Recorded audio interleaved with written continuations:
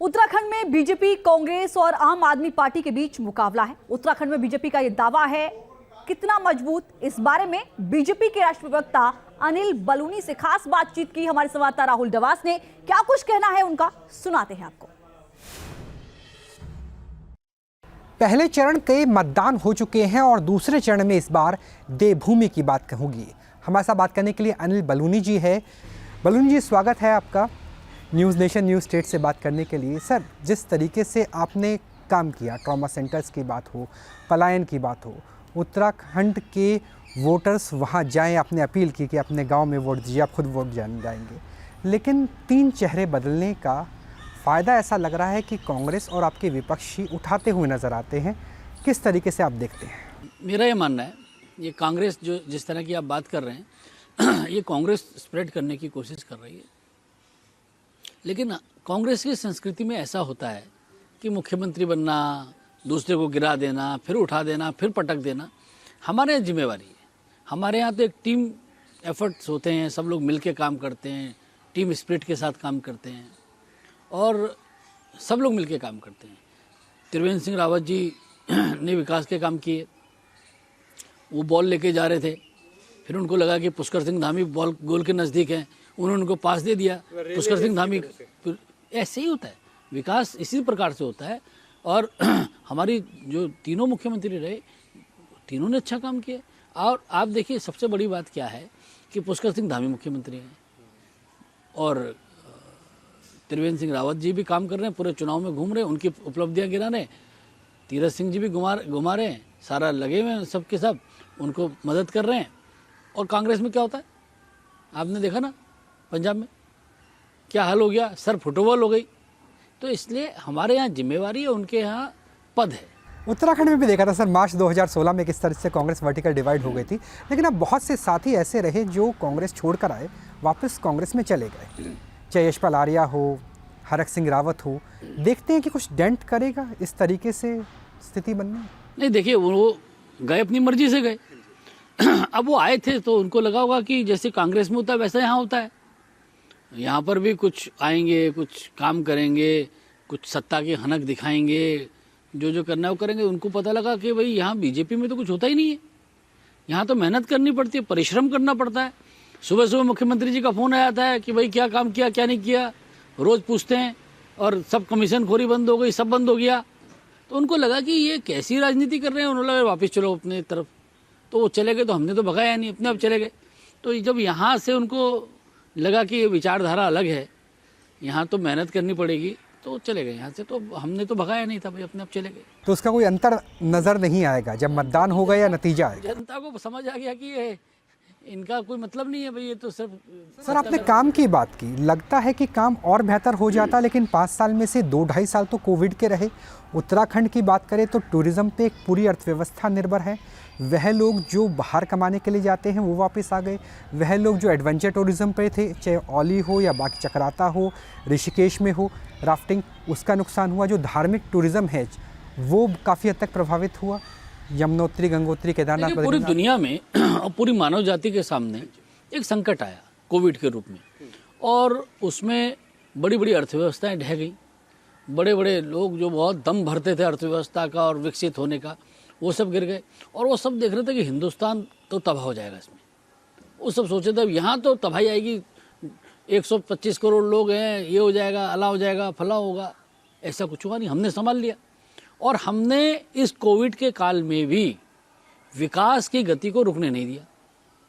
इस कोविड काल में भी ऑल वेदर रोड बनती रही।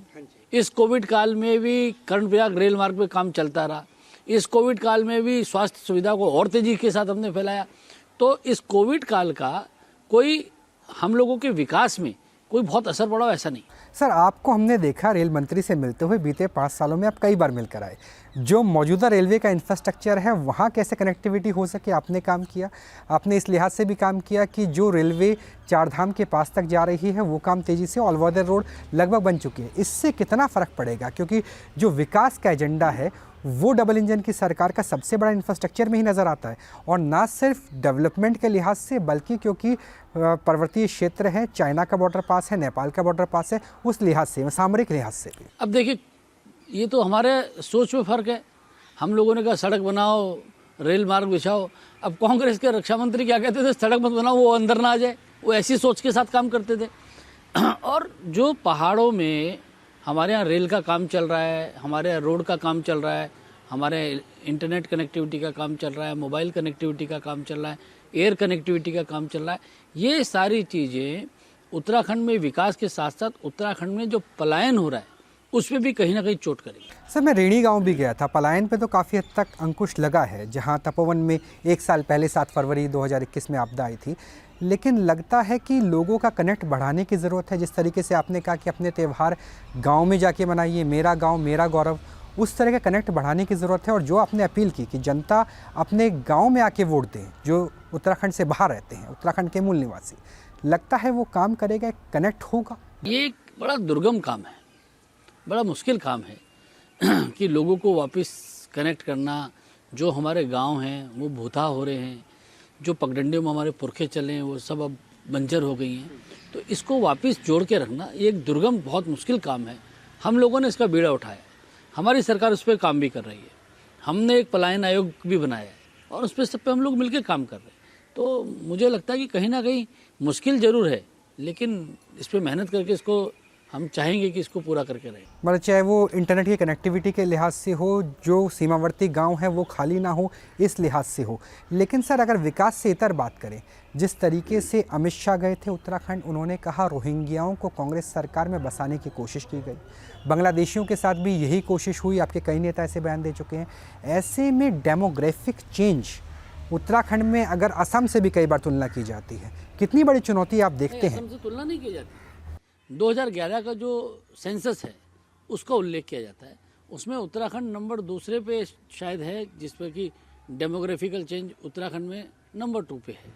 तो अगर देवभूमि में ऐसे समय आता है, देवभूमि में ऐसे विषय आते हैं, देवभूमि में अगर जुम्मे की छुट्टी की बात कोई करने लग जाता है, देवभूमि में मुस्लिम यूनिवर्सिटी की बात करने लग जाता है, देवभूमि में मुख्यमंत्री केवल एक ही धर्म स्थान पे जाए, हरिद्वार में हरीश रावत जी एक ही जगह जाते थे, तो ये तो चर्चा आएगी ना, फिर ये विषय तो आएगा ही ना। फिर आप बताइए, हम तो कभी इन विषयों को लाते। डेमोग्राफिक चेंज क्या देश की सुरक्षा से खिलवाड़ है सर, अगर उत्तराखंड में ये होता है? क्योंकि एक तरफ काला पानी विवाद नेपाल के साथ चल रहा है, पूरी LAC है चाइना के साथ। देखिए क्या है कि सत्ता में रहने के लिए कुछ ना कुछ काम करते रहना है, इस तरह की बातें करते रहने हैं इन लोगों ने।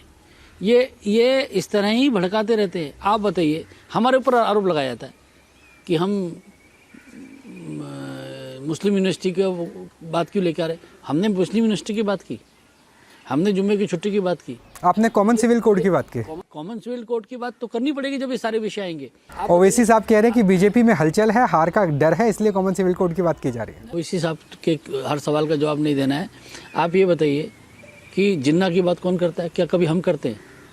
क्या सैफरन टेररिज्म, भगवा आतंकवाद की बात हम करते हैं क्या पाकिस्तान की बात हम लोग करते हैं क्या जिन्ना की बात हम लोग करते हैं क्या दिग्विजय सिंह पाकिस्तान की भूरी भूरी प्रशंसा नहीं करते हैं क्या मणिशंकर अय्यर नहीं करते हैं क्या शशि थरूर नहीं करते हैं क्या? तमाम फहरिस्त है लंबी। पर आपके उम्मीदवार भी कहते हैं कि अगर हम बीजेपी के उम्मीदवार हार गए तो जश्न पाकिस्तान में मनाया जाएगा। नहीं, मैं इसलिए इन्हीं की बातों पर यही लोग एजेंडा सेट करते हैं ऐसा, यही लोग इस तरह की बातें करते हैं। हमारे लोग नहीं करते हैं ऐसी बातें। हमारा काम गरीब कल्याण का है, हमारा काम देश के गरीब लोगों तक राशन पहुंचाना है, हमारा काम गरीब लोगों को और देश के प्रत्येक व्यक्ति को। आज दुनिया की बड़ी बड़ी विकसित अर्थव्यवस्था बताओ, कहाँ फ्री वैक्सीन लग रही है? हिंदुस्तान में लग रही है ना फ्री वैक्सीन सब लोगों को। मतलब आप सोचिए 150 करोड़ वैक्सीन लग जाना छोटी बात होती है क्या?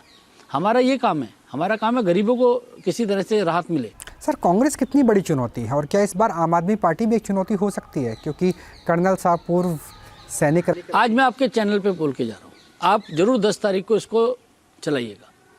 कर्नल साहब अगर अपनी जमानत बचा लेंगे तो ये उपलब्धि होगी उनके लिए। और कांग्रेस हरीश रावत के पिछली बार दोनों सीट से वो उनके लिए हैट्रिक चांस है, उनके लिए हैट्रिक चांस है इस बार। मैं बता रहा हूँ, आप लाल कुआं पता कर लीजिए, मैं तो हल्द्वानी में रहता हूँ, वो फंस गए हैं बुरी तरीके से और वो हैट्रिक चांस पे है। और ये बहुत गजब के मुख्यमंत्री होंगे जो 2 चुनाव में तीसरी बार हारेंगे।